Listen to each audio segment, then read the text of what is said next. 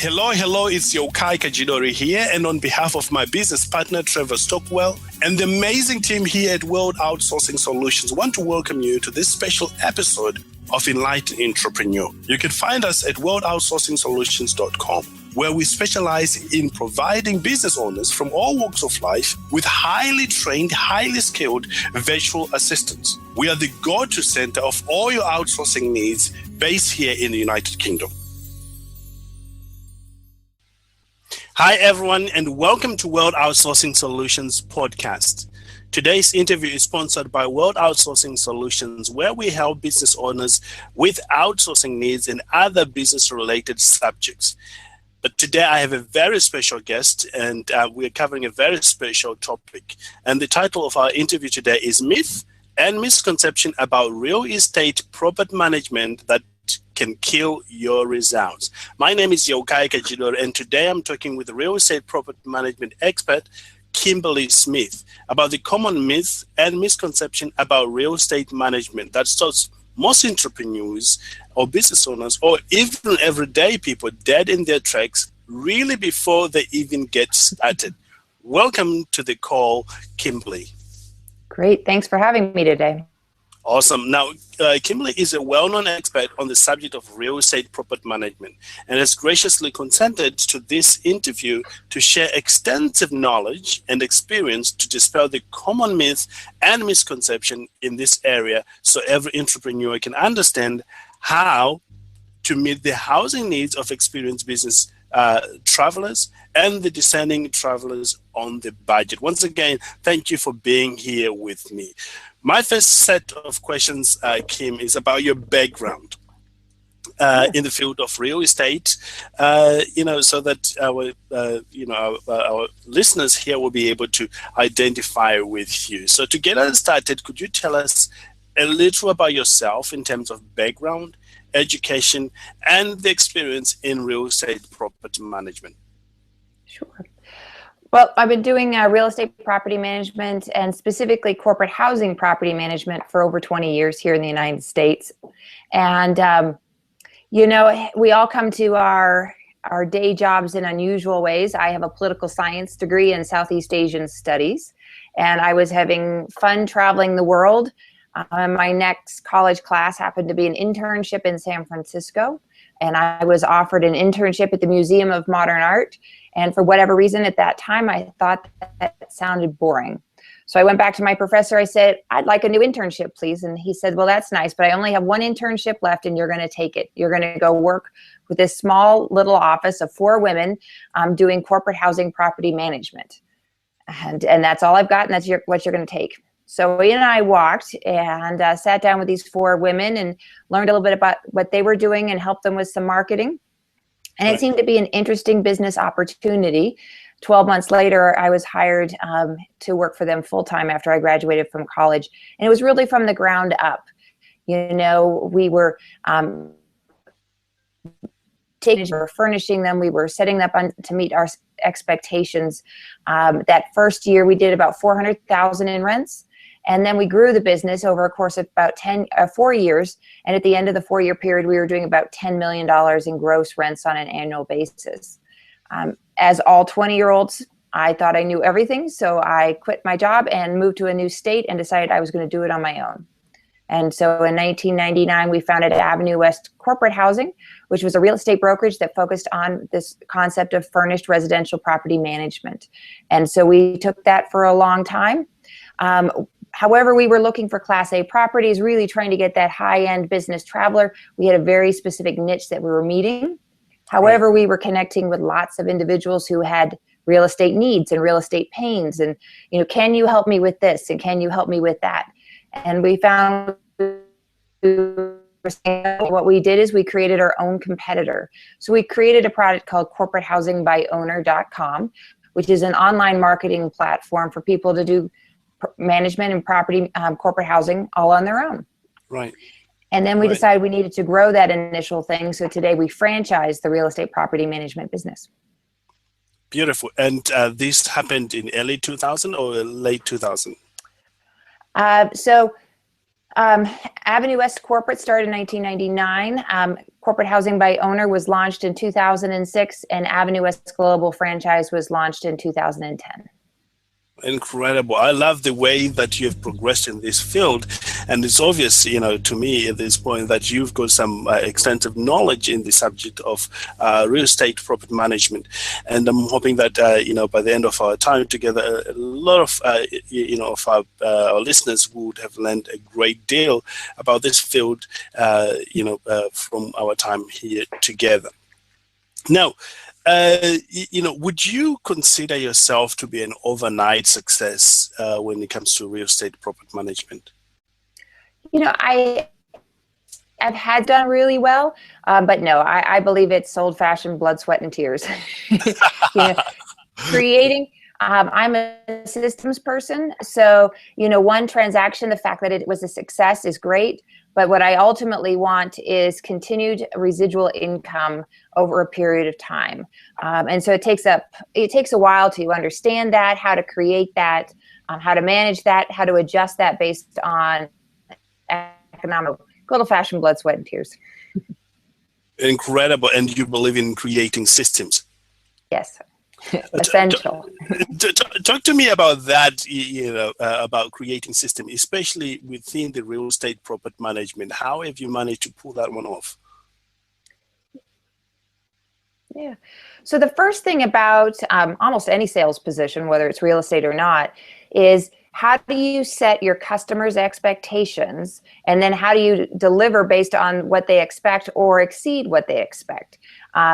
So how do I communicate with you? And so in my case, my product is a furnished rental property, and you're probably going to be arriving late at night by yourself, and you're going to be, if you're coming from another part of the world, you may not understand how a dishwasher works, or you may not know how to turn on the internet, but you're going to need all of that knowledge to work. So how am I communicating with you before you get there? How am I tracking the details? Simple things as, how do I track all the forks in the rental property to make sure the next guy comes in is getting what he expects as well? How do I market to the outside world consistently so my phone is always ringing with that next tenant? And you can feel like you're chasing your tail if you don't create systems. And they don't have to be fancy apps. You don't have to go out and create an app. It can be a good old-fashioned spreadsheet. Or how do you keep notes in a way, are you doing your arrival and departure board on a dry erase board so everyone in the office can see it? And everything that's labeled red means stop, and everything that's labeled green means go. So it'll be as literally as we labeled in green as we communicate within the office. Incredible. I love the way that you're very creative in creating that and seeing the need and then taking action to see how can we solve this and make this simple. And, this can run on an autopilot. Really, like that. And I think it's very important for any business owner, especially when you're getting started, to have that sort of mentality of sticking with it, being creative, and, come up with ideas that you can, systems that you can implement over and over again. Let's dive into the myth and misconception, and get them cleared up for people today. So I've got several myths that I've got here that I'm hoping you'll be able to help us today. What is the number one myth or misconception that entrepreneurs have about real estate property management?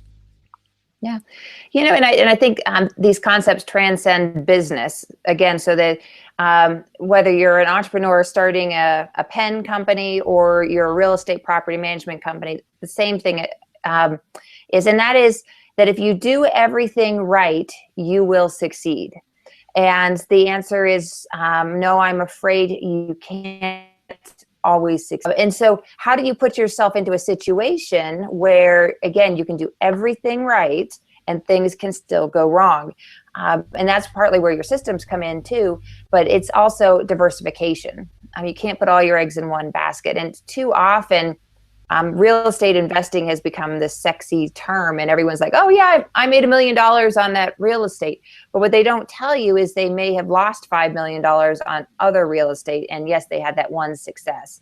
And so it's, success is at the end of a period of time, looking back and figuring out over that course of time, were you successful? And so, if you may be going in and buying the exact right piece of property, but then you could have a economic blow up and the value of that real estate goes down. Are you putting yourself in a position where you can an economic downturn so you don't get rid of that real estate? And so you have to really look at your checks and balances and make sure you're not just buying the right piece of real estate, but you're creating that right portfolio that'll get you through the ups and downs of economic cycles. Because I will guarantee that your current economic cycle will change, and you can make money on the downturn and you can make money on the upturn. You just need to know all the details.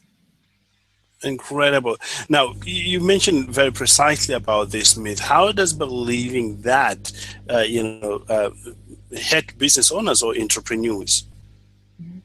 Well, I think it puts blinders on them if they, if they say, "Oh, I was sitting next to my buddy, and my buddy told me this is how he makes money in real estate," and right. So you go out and you do that, and so you're not doing the research that's necessary. You're not really appreciating who you are as a real estate investor. It's not just about the real estate; it's about who you are. Just as you're starting a business, you need to know what makes you tick. Right. Do you need more cash now? Do you need a tax deduction now? Are you going to be sending your kids to college in 15 years? And do you need money cash flowing in 15 years? You have to understand more about yourself. Incredible. And, I can, sort of hear some business owners asking, why is it not true, what you've just mentioned to us? Or why is it false to believe that? Would you shed more light on that? Well, I think especially if you're younger and you're just starting out. Yes. So one of my favorite stories is we are doomed to repeat the same mistakes because we don't look at history. And real estate is a perfect example of that. So I was having lunch, taking a real estate broker's exam in California. So two strangers I'd never met before, one in his 20s and one in his 50s. And I explained that we could buy real estate in a smaller town, Colorado Springs, for about $150,000 to $250,000 a year, and we could cash flow it on day one. And the older man said, "That is the coolest thing I have ever heard. I really something where you can buy real estate and cash flow it on day one." The younger kid turned to me and he said, "Well, that's stupid." He said, "I just bought $1 million condo in San Francisco and I'm negative cash flowing at $30,000 a month because I know it's going to go up so fast that in a couple months I'm going to sell it for $500,000 more." And I said, "Well, aren't you afraid of a possible downturn in the economy?" And he said, "Well, I've never seen one." And that was the end of the conversation. And this was 2007. So a lot's changed since 2007. Yes, absolutely. Just to add on to that, what should the entrepreneurs do now in light of this? What you've just shared. Yeah, a typical entrepreneur, when you're starting your businesses, any kind of business, you don't always look at your real estate and I really think that as you're building a business, if you can develop owning your own building, that will become one of your strongest assets as a business owner. The world is always changing. We will have ups and downs, but if you look over a 10-year period, your real estate will appreciate moving forward. And I think that's a typical business owner doesn't really think, "Oh yeah, on day one, I should think about how do I buy my office versus just lease my office." Incredible. One of the things that I think, in light with the misconception you were talking about, what would someone do if they have fallen into the trap of believing that, going that way, and how can they get back on the right track? Yeah, you're going down the wrong path, and all of a sudden you have that aha, and you realize you're going down that. Take the time to breathe, and then start doing more research. Again, it's not rocket science, but understanding that market. So what is it that's not allowing you to be successful with your real estate? Is it the wrong mortgage? Do you need to have a different mortgage tool? Do you need to put more money down? All of those types of things. And you just need to sit there and make lists of all of the possibilities and things that can work. And then most importantly, you have to take physically those goals. So let's just say you bought a house and it's not cash flowing. Right. If it's an unfurnished rental, then maybe you make it a furnished rental. Well, let's say you're unemployed. Corporate housing makes you a higher profit, and typically you'll have a tenant stay about 90 days. So you'll be turning it over every 2 to 3 months. Well, Right. what's your threshold of pain? If you can turn that house over every week, then you can put that onto Airbnb. You can make a higher return if you've got the time and energy to put into that particular project. Incredible. What you're sharing with us is so insightful, and I'm sure that the team is writing some notes. Let's look at the second biggest myth in your experience, or the misconception that you see entrepreneurs have about real estate property management. Yeah. First of all, I think we went here in this country, in America, we went from real estate being the American dream to real estate being the American, back a little bit in the sense that we've got a huge population who has no desire to own real estate at all. I think also with all entrepreneurship, TV Shark Tanks of the world have made being an entrepreneur sexy. But again, it's a lot more blood, sweat, and tears. And so I would say the myth is that whether it's starting your own business or buying real estate, is that all things are created equal. So if you've bought 2 or 3 condos and you've been very successful with that, and a new condo building's being bought down the street, and you go, oh, that's perfect, I'm going to go buy one of those. Well, not all developers are the same. Not all cities are the same. Not all, foundations of buildings are the same. And so when I was first starting out in this business, I made the mistake of not really kicking the tires on the physical developer. I trusted that they had the right building permits, things. So you want to double check your developer, who they're building, how they get their land permits, what's the soil on which they're built. Do they have any other buildings where there are defective claims against them? So not all real estate is created the same. Incredible. I think what you just shared there is so much valuable, especially to business, when, to other businesses, not just real estate. So how do you actually, if we were to use the word, how do you, judge, how do you go about, correcting that misconception? Yeah, and then going back to one of your previous points as well, as what do you do when you find out you're wrong too? Be willing to walk away. So even if you put a security deposit down, if you realize that this is not going to be the right property for you, all of a sudden you walk into the master bedroom and it's a new construction, you realize you can't fit a king size bed into the master bedroom because it's a triangular shape and it's too small. Right. You need to be willing to walk away from that. But, the internet's a wonderful evolution and you can find a lot there. You don't have to trust all of that. But if you're really investing in real estate, you should be driving up and down streets. You should be driving up and down, understanding traffic patterns. You should be walking in during construction. You can, if it's a new build, talk to the construction manager while you're there. If it's an existing building, talk to the front desk. Hang out in the common areas and see what other people like. Go to the local Starbucks and see what the local people are like. Again, it's just good old fashioned pounding the pavement. Beautiful. Wonderfully done. Are there any other misconceptions that we haven't talked about so far, which you think will be good for our listeners to be made aware of? Yeah, we touched on the idea is that the same thing works for everybody. Again, you talk to your buddy at work, he says, I bought this and it was perfect. Well, how much, we call it pain per dollar, are you willing to do?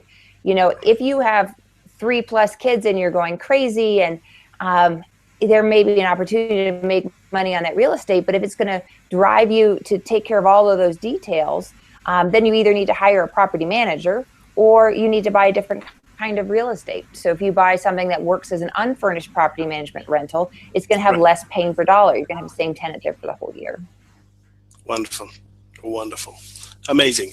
Is there anything that used to be true in the world of real estate property management, but is now false, or shall we say, is no longer as as effective, or it doesn't work anymore?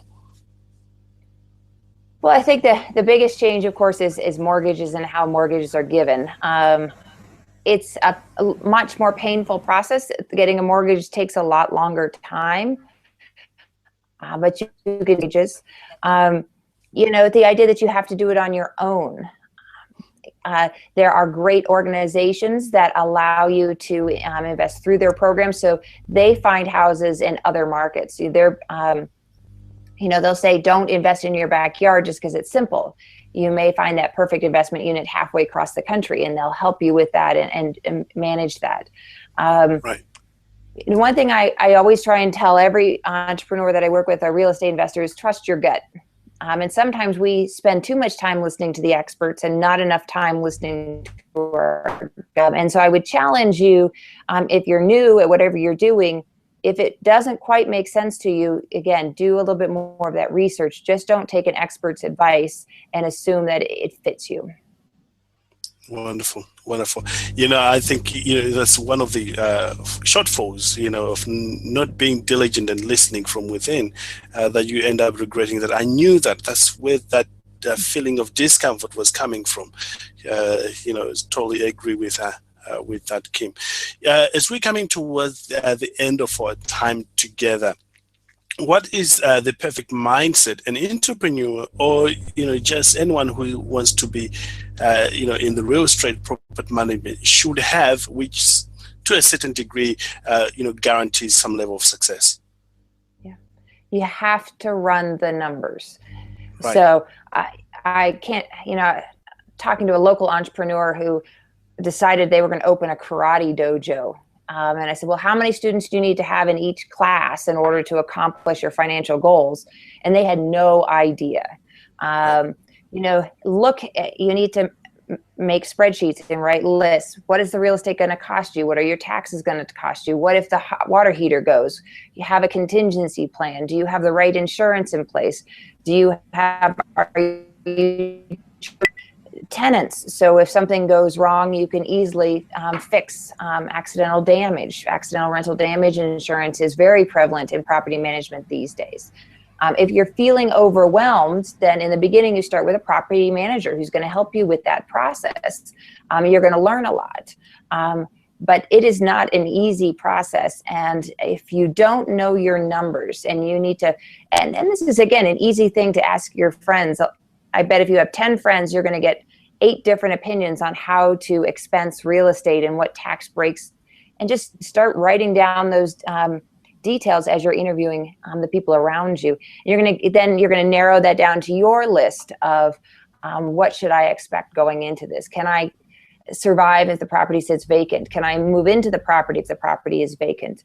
All of those things. But it comes down to the numbers. You got to know your income and your expenses, and you got to understand your profit today, tomorrow, and 15 years from now. Oh, wonderful, wonderful.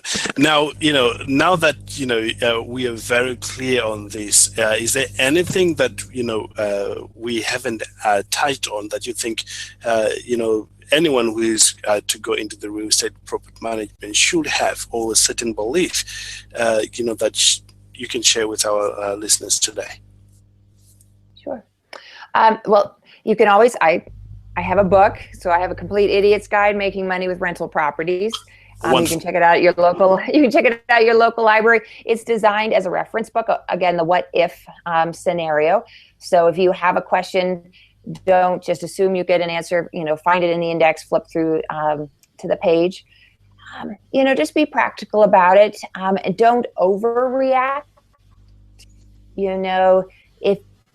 If we happen to have a major downturn in the real estate cycle, if you've set yourself up to be able to survive that, as long as you don't react at the wrong time and sell a piece of real estate for a loss, the cycle will go back up. So patience and not overreacting count for a lot. Incredible. Really appreciate all those words of knowledge. Now, you've mentioned the book you've written. I'll be very interested. In fact, many of our listeners will be interested to know about other services that you have to help other business owners or people who are starting out in real estate. Would you share that with our listeners?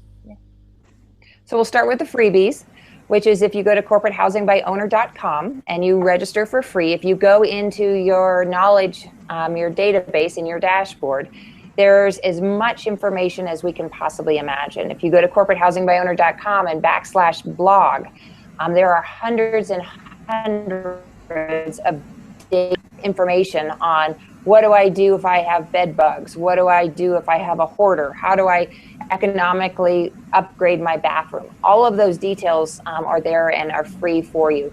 Corporate Housing by Owner does an annual report. And so we do statistical data. We interview hundreds and hundreds of people across the United States and around the world and say, what happened with your last 12 months of corporate housing real estate? Did you have fun doing it? Did you make money doing it? How did you market your real estate? And so we then take all of that information that, again, is free on the website. Or if you want it in book form, you can buy it at Amazon.com. Just look up the Corporate Housing Annual Report. There's a Corporate Housing Handbook, which teaches you all the details of that.